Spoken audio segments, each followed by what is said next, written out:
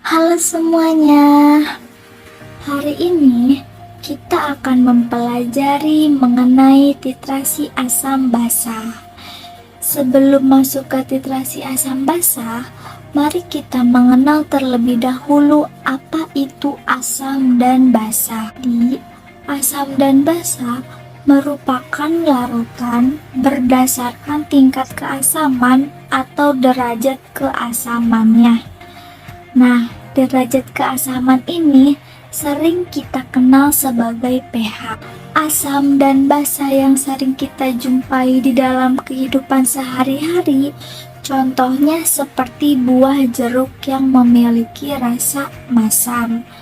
Adapun contoh senyawa basa yang sering kita temui di dalam kehidupan sehari-hari yaitu sabun, karena sabun ini memiliki rasa yang pahit. Untuk dapat mengenali suatu senyawa bersifat asam atau basa, yuk mari kita simak ciri-cirinya.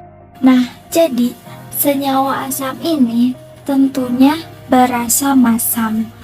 pH-nya kurang dari 7 juga dapat memerahkan kertas lakmus. Sedangkan senyawa basa memiliki rasa yang pahit, pH-nya lebih dari 7, serta dapat membirukan kertas lakmus. Nah teman-teman, ada 3 teori nih yang harus kalian tahu tentang asam dan basa, yaitu teori Arrhenius, teori Brewster-Lowry, dan yang terakhir ada teori Lewis. Teori Arrhenius ini menyatakan bahwa asam adalah zat yang dapat melepaskan ion hidrogen ketika dilarutkan di dalam air, sedangkan basa adalah zat yang dapat melepaskan ion hidroksida ketika dilarutkan dalam air. Contohnya, HCl adalah asam karena membentuk ion H+ ketika dilarutkan di dalam air.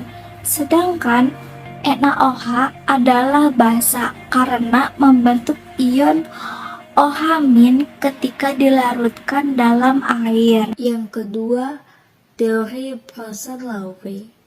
Teori Brewster-Lowry menyatakan bahwa asam adalah zat yang dapat memberikan proton H+, sedangkan basa adalah zat yang dapat menerima proton.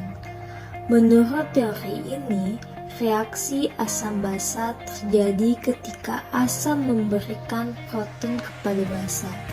Contohnya, dalam reaksi antara asam klorida atau HCl dan air atau H2O. HCl memberikan proton kepada molekul air atau H2O sehingga terbentuk ion H3O+ atau hidronium dan ion klorida atau Cl-. Dalam hal ini, HCl bertindak sebagai asam, sedangkan molekul air bertindak sebagai basa. Dan yang terakhir ada teori Lewis. Teori Lewis menyatakan bahwa asam adalah zat yang dapat menerima sepasang elektron, sedangkan basa adalah zat yang dapat memberikan sepasang elektron. Menurut teori ini, reaksi asam basa terjadi ketika asam menerima sepasang elektron dari basa. Contohnya, dalam reaksi antara logam aluminium atau Al dan fluorida atau F-. Al menerima sepasang elektron dari F- sehingga terbentuk ion AlF3. Dalam hal ini, Al bertindak sebagai asam, sedangkan F- bertindak sebagai basa. Setelah kita mengenal apa itu asam dan basa, selanjutnya kita akan mempelajari tentang apa itu titrasi asam basa. Ada yang tahu nggak sih apa itu titrasi asam basa? Titrasi asam basa adalah teknik analisis kimia yang digunakan untuk menentukan konsentrasi suatu asam atau basa dengan menambahkan larutan standar yang diketahui konsentrasinya. Dalam titrasi asam basa, suatu asam atau basa dilarutkan dalam air dan ditambahkan ke dalam labu Erlenmeyer atau buret bersama dengan indikator asam basa. Larutan standar kemudian ditambahkan perlahan-lahan sampai larutan yang dianalisis mencapai titik ekivalen atau titik setara, yaitu ketika sejumlah asam atau basa yang ditambahkan sama dengan jumlah asam atau basa yang dianalisis.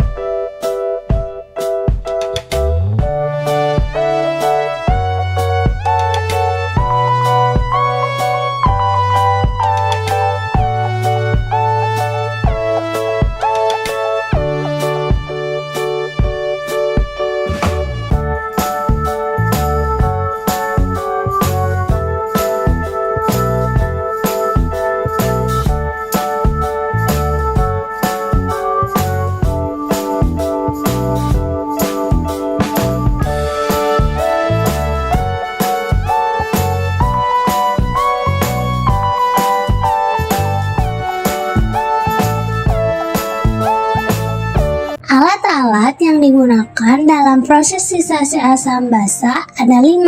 Yang pertama ada Erlenmeyer, buret, keran buret, statif, dan klem. Erlenmeyer berfungsi untuk menampung larutan yang akan digunakan. Keran buret digunakan untuk menjaga tetesan sejumlah reagen cairan. Statif digunakan sebagai pendukung dalam berbagai proses kimia, termasuk untuk menjepit peralatan gelas seperti buret. Buret berfungsi untuk meneteskan sejumlah reagen cairan dalam eksperimennya. Yang terakhir, yaitu ada klem yang berfungsi untuk menjepit peralatan laboratorium. Nah, teman-teman, dalam titrasi asam basa ini ada beberapa faktor penting yang perlu kita perhatikan. Beberapa faktor penting tersebut antara lain, yang pertama, pemilihan indikator asam basa. Indikator asam basa digunakan untuk menunjukkan titik ekivalen dalam titrasi asam basa. Indikator yang tepat dipilih berdasarkan pH titik ekivalennya, yaitu pH di mana asam atau basa telah sepenuhnya bereaksi. Contohnya, phenolphthalein yang digunakan untuk titrasi asam kuat dan basa lemah. Sementara metil jingga digunakan untuk titrasi asam lemah dan basa kuat. Yang kedua, konsentrasi larutan standar. Konsentrasi larutan standar harus diketahui dengan pasti untuk menghitung konsentrasi asam atau basa yang akan dianalisis.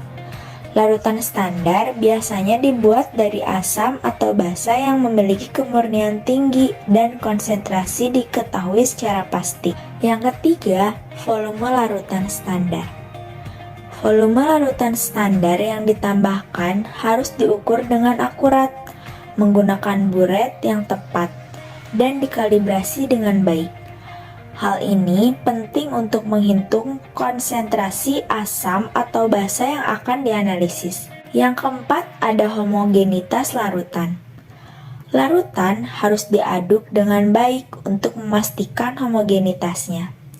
Hal ini penting agar larutan dapat bereaksi secara seragam dan titik ekivalennya dapat ditemukan dengan akurat. Nah, yang kelima ada pH larutan. pH larutan harus dikontrol dengan baik selama titrasi. Hal ini dapat dilakukan dengan mengukur pH larutan dengan elektroda pH dan menambahkan larutan standar perlahan-lahan hingga pH mencapai nilai yang diinginkan. Nah, setelah titrasi selesai, konsentrasi asam atau basa yang akan dianalisis dapat dihitung dengan menggunakan persamaan stoikiometri yang sesuai. Keseimbangan asam basa terjadi ketika kecepatan reaksi antara asam dan basa sama besarnya, sehingga tidak ada perubahan neto dalam konsentrasi asam atau basa. Reaksi asam basa melibatkan transfer proton atau ion hidrogen dari asam ke basa. Contoh reaksi asam basa yang terjadi dalam larutan adalah sebagai berikut. Yang pertama, reaksi asam kuat dan basa kuat. HCl sebagai asam kuat ditambah NaOH sebagai basa kuat menghasilkan NaCl sebagai garam dan air. Yang kedua, ada reaksi asam lemah dan basa kuat. CH3CONH sebagai asam lemah ditambah NaOH sebagai basa kuat menghasilkan CH3CONa sebagai garam dan juga air. Yang ketiga, ada reaksi asam kuat dan basa lemah. Contohnya, HCl sebagai asam kuat ditambah NH3 sebagai basa lemah menghasilkan NH4Cl sebagai garam. Yang keempat adalah reaksi asam lemah dan basa lemah. Contohnya, CH3COH sebagai asam lemah ditambah NH3 sebagai basa lemah menghasilkan CH3COO NH4+ sebagai garam. Nah, itulah penjelasan mengenai apa itu titrasi asam basa. Semoga dapat dipelajari dengan baik dan bermanfaat ya teman-teman.